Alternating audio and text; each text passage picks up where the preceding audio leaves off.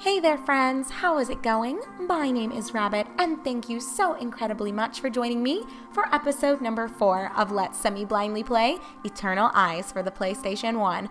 In our previous episode together, we had just made it to the port outside of the Goondocks area, and wouldn't you know it, our sister alongside our two friends, Nicole and Mouse, ended up running face first into this without Luke, so we were kind of left to fend for ourselves, and I was struggling a little bit to wrap my head around some of the controls, but after a bit of just rummaging through settings and experimenting with different things, we were able to eventually get our shit together. So we just concluded our very first fight, and it seems as though our friends ended up realizing they had left us behind. So here is Eleanor saying, "Were you all right, Luke?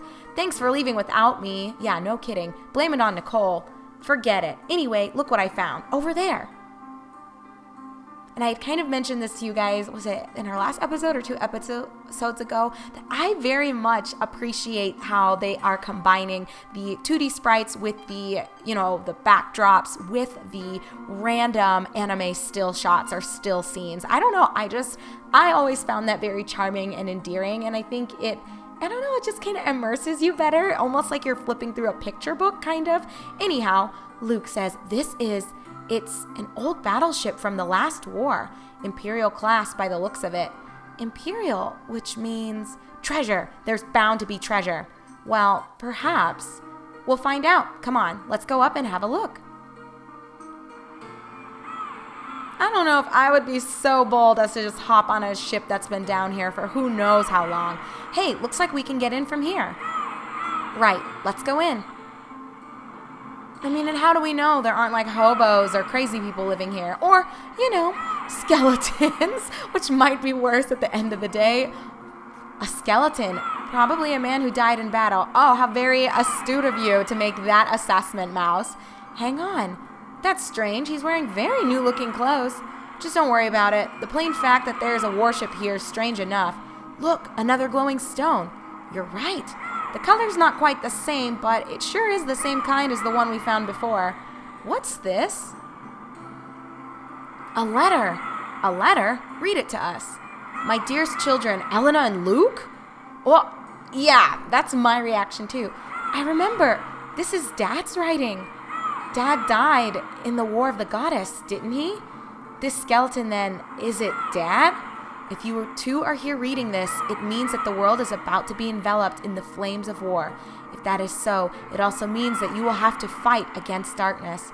I cannot tell you anything about who is behind it. Even to mention his name would be to warn him of your presence. First, you must gain the power to be able to fight him. Find the Ring of Domi, destruction, and use the magical puppet. The rest is illegible. The darkness...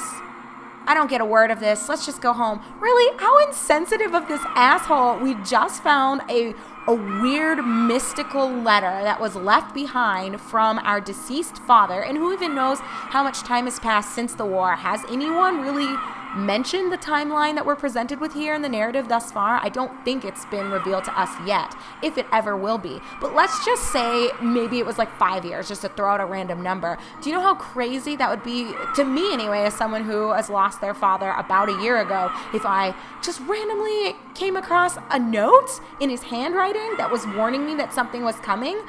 I would be losing my shit, and I would punch this douchebag in the face for even saying something so insensitive.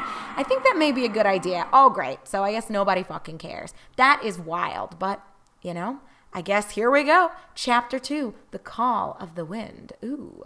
Is it really the wind, or is it our father? Did our dad actually die? Was our father what was the person's name that died in the beginning scene when Vorlis was kind of introduced? I don't remember what his name was. Balzar, maybe? So if I hurl this stone at this doll, something's going to happen? Wait, how did they jump to this? I analyzed the letter afterwards and found out a few things. First, darkness is trying to resurrect itself. I think this is referring to the goddess of destruction, Luna, whose powers were sealed during the War of the Goddess. Secondly, Luke and Elena are destined to fight this darkness. And finally, you need the Ring of Destruction to battle with darkness. I kind of feel like the note was pretty direct, Mouse, in telling us some of these things. there was something else about a magical puppet and jewels. Now, here are the pieces that I don't think were really revealed to us. The glowing stones we found in the cave and the ship were actually jewels. And the doll we have here is a magical puppet.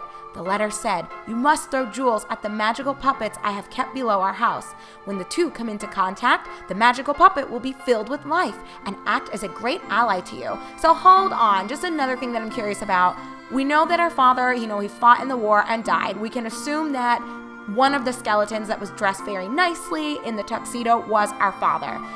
Wasn't there another skeleton next to that? Was it just a random person that fought alongside our dad? Was it our mother? There hasn't been mention of a mom yet, but we know if Luke and Eleanor were born, Dad had to stick his dick in something. So where is the source of these two's birth?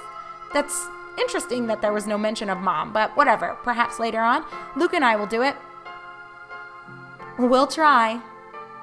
But Elena doesn't have red eyes, so is she really tied to the legend? Hey, nothing's happening, as I thought. No, nothing seems to be happening. Maybe the two that are destined to be involved need to throw the stones? Oh well. Let me try. Oh, see, there we go. Wow. Oh, it's so cute. I think that was one of the things we just fought underground, yes? What's this? How amazing. So, this is a magical puppet. What happened? According to the letter, this is a magical puppet. It gets stronger each time a jewel is thrown at it, and it will only listen to the one who threw the jewel. Let's throw the other one at it. Wait a minute, we should throw this jewel at the other magical puppet. Throw this at the other magical puppet, Luke. Why don't we have Elena do it? Sure.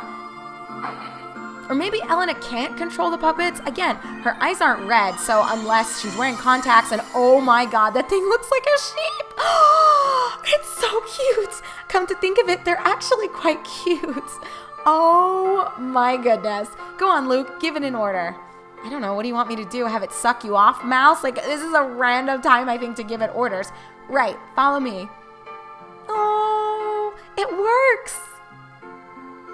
Okay. I don't even know what to say, and apparently neither does Nicole. Again, I think the name is a bit odd. My little seeds of nightmare should soon start to germinate throughout the world, and the despair the humans will feel as a result of the nightmares will awaken the goddess of destruction. These people are hella crazy. Lord Vorlis? Lord Vorlis, what concerns you? I heard a voice. A voice? Of the goddess? Yes, a fire has been kindled in Gross. The red-eyed tribe, eternal eyes, are starting to act again. The tribe which sealed the goddess of destruction? We will have to do something before long. So hang on, guys. Maybe that Balzar guy isn't related to Elena and Luke. Our father was probably one of the eternal eyes as well, so I'm guessing he had the ruby eyes. So then how was Balzar tied into all this? Was he just a guardian of some seal? Whatever. We will have to do something before long. Do not let it worry you. The goddess spoke of this too. She said that the eternal eyes are not a threat and are not strong enough to hinder us. Yet, sir. Yet. Give us some time. We're just getting started. Are we going to search for the ring? I don't know if the letter is reliable or not, but I think if we can find the ring, I'll get to know more about my parents. And of course, if I am destined to fight like the letter said, I'll need it all the more. There are some clues to where it is on the map. To start with, I think the Lost Forest isn't a bad guess. It's not that far either. I'm fed up with this treasure hunt. Why don't you go with your new pet magical puppet or whatever you call it? What's wrong with you, Nicole? You're acting strangely. Sounds like he's just being a sourpuss because we are the heroes of this tale and he is just a side piece. You suit her with your strange powers, not me. See you, I'm leaving.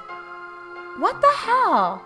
There's always one macho, aggressive douchebag in every group. He's sulking because the magical puppet will only listen to Luke. Why are we even friends with him in the first place? It's a pity, but the fact is, I think I'll stay behind. I should look after Nicole. Thanks. Good luck with Nicole. If you leave him for too long, who knows what he'll do? Okay, I'll take care of Nicole. Meanwhile, I hope you find the ring. Yes, I hope so too. Thanks. Okay, is that it? So are we just free to do what we want? Do we have to go? Of course, it said in the letter, fight the darkness. And you did something which Nicole couldn't. Think about it. There must be something special that runs in our blood. That's what I think anyway. I'm still not convinced. Anyway, if it is that special, I'm sure we'll find out about it someday, even if we don't want to. If you look at the map on the wall, you'll see that the nearest place is the Lost Forest. We need the mayor's permission to go into that forest. Let's go and get it then. So does this mean Elena will fight alongside us? Or is she just going to accompany us for the sake of adding to the narrative and maybe just a way for us to bounce some conversations back and forth and have more diverse dialogue opportunities? Hello, we're here because we'd like to go into the Lost Forest. What? The Lost Forest? That is holy land where no man shall pass. Nobody is to enter the forest, and you are no exception. Actually, the reason nobody goes there is because there are strong monsters lurking there. That's all right then, isn't it, Luke? My brother here is actually really strong, believe it or not. Quite a famous junior swordsman, you know. Elena, just a second. Don't you understand? If you want to go in, you'll have to pretend to be reasonably strong. Did this bitch really say pretend? But, it's all right. Those monsters wouldn't stand a chance against our Luke. So, you are saying that this young man is a maestro with swords. Should be just fine. That's what I like to hear. Good, I'm convinced. Wow, is it really this easy to get the mayor to give us whatever we want? In that case, Mayor, we were destined to be millionaires, so we'd like to start with all taxes funneling into our bank accounts. Thanks. Fine then, I will allow you to go, but you only. Oh, so Elena cannot accompany me? Okay, well, that settles that question that I threw out there about whether she'll be a party member or not. So, back to Gross Kingdom. Hopefully now they will allow us to explore at our leisure, and it looks like that is the case. What do you have to say? Same thing about seeing the princess. Oh, so now let's see. You guys, ever since I finally rediscovered how I want the controls to be, now everything genuinely feels fluid and like I needed it to be from the beginning. I can't believe I didn't save my settings and I spent so long just farting around and struggling so incredibly much. Oh well. Anyway, take care when you enter the Lost Forest, he says. Don't take chances because there are a lot of weird monsters in the forest. I guess it goes to show you gotta just keep experimenting and playing with things, and hopefully sooner than later you'll figure out what's going to be the best option for you. Better late than never, I say. Better late than never. All right, I do want to come back here to the general store. We've got some shit we can sell. We picked up, I think, 3 different pieces of weaponry. Were they all wooden swords, I think? I'm pretty sure that is the case, so let's just hop in here. And we did pick up 3, so let's sell them all for a total of 45 mica. Yes, give me my money. We are still so broke, you guys. I doubt she's upgraded her shit. But we've got our spear, so I don't think we need to switch anything out. At least not for now. And regarding protective gear, I don't know. I was thinking, could I sell my tunic so that I can afford leather armor? But I'm sure selling it, it's not going to go for the same amount. And even if it did, we would be 5 mica short of actually being able to afford that next level of equipment. So we'll just leave it at that and keep on keeping on. So I want us to go back to our home and investigate some of the shit that's there. Oh my gosh, you guys, I don't know if I have what it takes to be running around and remembering where everything is. I might go ahead and swap back to, oh, here's the bar. I think our house was right next door to it. But as I was starting to say, I might just start using the menu that immediately teleports you outside of, or actually it's right inside of each of the various buildings and establishments available to you. So we'll probably start doing that maybe after this episode. I have a feeling we'll wrap things up here. I do want to check out our new puppets, just see what interactions are available to us. Hey sis, what's going on? Take care. Use the magical puppets well. I will. You would think she'd be a little disappointed that we can't bring her along with us. And the mayor's kind of a doofus for ordering things this way. I mean, think about it, you guys. If Luke is so strong, why wouldn't you at least want him to have someone along with him in case something does go wrong?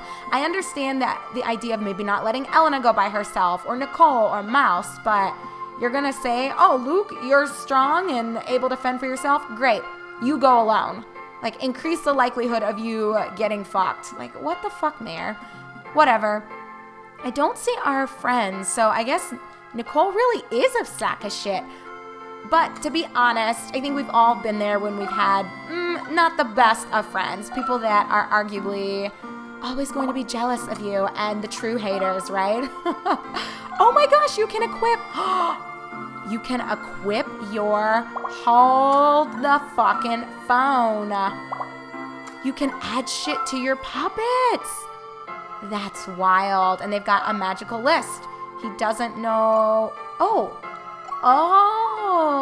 colors correspond to different abilities. That's wild. Red, green, blue, yellow, pink, white. So he knows pink, moose fire, same effect as hammer. What does that mean? And I have a guinea pig named Hammer. That's kind of cool. Oh gosh. I think I might have to be using that. Okay. I almost feel like, do I need to be equipping? Oh, they can only hold on to accessories though. So hopefully we'll just find some. So this is Mooskew and Powan. I don't know Powan, but we'll work with it. Okay. What do you have? Red, he's got boar. Same effect as hammer. What the fuck does that mean? Do they just throw a hammer? This thing is adorable, you guys. You are nuts if you don't like this weird floating sheep cloud combo. He's so cute. This one's adorable as well, but I am digging this one. So Mooskew and Powan, or Powan. I guess that's really all we can do. We don't have any ornaments as this menu or this screen calls our accessories. It seems we're good on our items. I don't have the cash to upgrade anything for Luke, so honestly, I think that about wraps up what we can do with our specific inventory.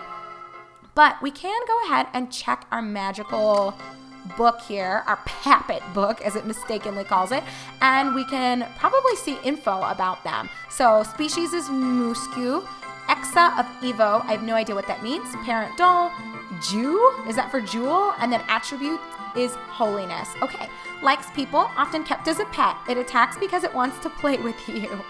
Oh, that's so cute. Oh, and it even has an animation if you click the X button there. That's so cute. But where do we find Powan? Oh gosh, let me use the right verb tenses here. Rabbit, do you even speak English? Sometimes, you guys, sometimes. Goodness gracious, Powan, why are you down here at number 126? So Exa of Evo, parent is doll.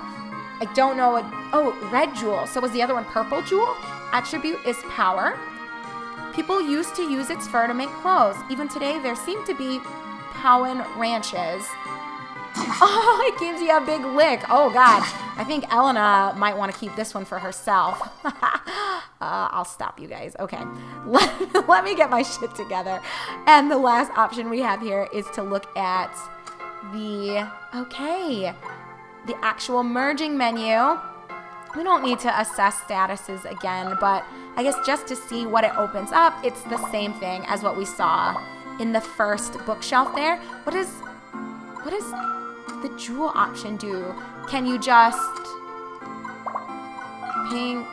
Does this show us what types of jewels we have for each color?